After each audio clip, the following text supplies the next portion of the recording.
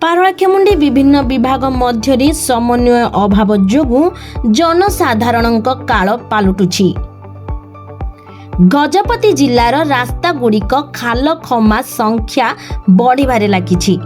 ଜିଲ୍ଲାର ସଦର ମହକୁମା ପାରଳାଖେମୁଣ୍ଡି ଖାଲଖମାର ସହର ଭାବେ ସମଗ୍ର ରାଜ୍ୟରେ ସ୍ୱତନ୍ତ୍ର ପରିଚୟ ସୃଷ୍ଟି କରିବାରେ ଅଗ୍ରସର ହେଉଛି।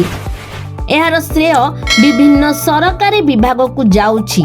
ସେଥିମଧ୍ୟରେ ମୁଖ୍ୟ କରି ବିଦ୍ୟୁତ୍ ବିଭାଗ, ପୂର୍ତ୍ତ ବିଭାଗ, ଜନସ୍ୱାସ୍ଥ୍ୟ ବିଭାଗ, ଟେଲିଫୋନ ବିଭାଗ ପ୍ରମୁଖ ଭୂମିକା ଗ୍ରହଣ କରୁଛନ୍ତି। କାରଣ ଉଲ୍ଲେଖିତ ବିଭାଗ ମଧ୍ୟରେ ସମନ୍ୱୟର ଅଭାବ ଯୋଗୁଁ ଏଭଳି ସମସ୍ୟା ଉପୁଜୁଛି। ବିଶେଷ କରି ବିଭାଗୀୟ କର୍ତ୍ତୃପକ୍ଷମାନେ ଜନସାଧାରଣଙ୍କ ହିତ ଅପେକ୍ଷା ଟେଣ୍ଡରଧାରୀଙ୍କ ସ୍ୱାର୍ଥକୁ ଅଧିକ ଗୁରୁତ୍ୱ ଦେଉଛନ୍ତି। ସେହି କାରଣରୁ ଟେଣ୍ଡରଧାରୀମାନେ ନିଜ ମନମୁଖୀ କାର୍ଯ୍ୟ କରୁଛନ୍ତି।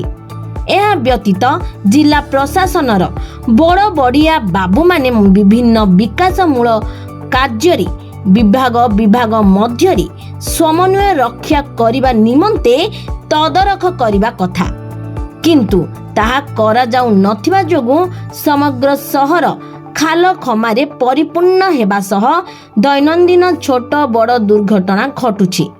ଏହାର ନଗ୍ନ ଉଦାହରଣ ପାରଳା ସହରର ପୁରୁଣା ଫାୟାର ଷ୍ଟେସନ ଛକରେ ଦେଖିବାକୁ ମିଳୁଛି। ଏଠାରେ ଜନସ୍ୱାସ୍ଥ୍ୟ ବିଭାଗ ତରଫରୁ ସହରର ମୁଖ୍ୟ ସଡ଼କ ପାର୍ଶ୍ୱରେ ପାନୀୟ ଜଳ ପାଇଁ ବିଛା ଯାଇଥିବା ମୁଖ୍ୟ ପାଇପଲାଇନ୍ର ସଂଯୋଗୀକରଣ ପଏଣ୍ଟରେ ଏକ ଗର୍ତ୍ତ ସୃଷ୍ଟି ହୋଇଛି। ସେଠାରେ ଯାତାୟାତ କଲାବେଳେ ଲୋକମାନେ ଗର୍ତ୍ତରେ ପଡ଼ି ଆହତ ହେଉଛନ୍ତି। ଏଭଳି ଗର୍ତ୍ତ ବିଭିନ୍ନ ବିଭାଗ ଦ୍ୱାରା ସମଗ୍ର ସହରରେ ମୁଖ୍ୟ ରାସ୍ତା ସମେତ ସାହି ବସ୍ତିରେ ମଧ୍ୟ ଦେଖିବାକୁ ମିଳୁଛି। କେଉଁଠାରେ ବିଦ୍ୟୁତ୍ ବିଭାଗ ଖୁଣ୍ଟ ପୋତିବା ନାମରେ, କେଉଁଠାରେ କେବୁଲ ତାର ବିଛାଇବା ନାମରେ, ଟେଲିଫୋନ ବିଭାଗ ପାଇପ୍ ବିଛାଇବା ନାମରେ ଜନସ୍ୱାସ୍ଥ୍ୟ ବିଭାଗ ଖାଲ କରି ଦେଉଛନ୍ତି।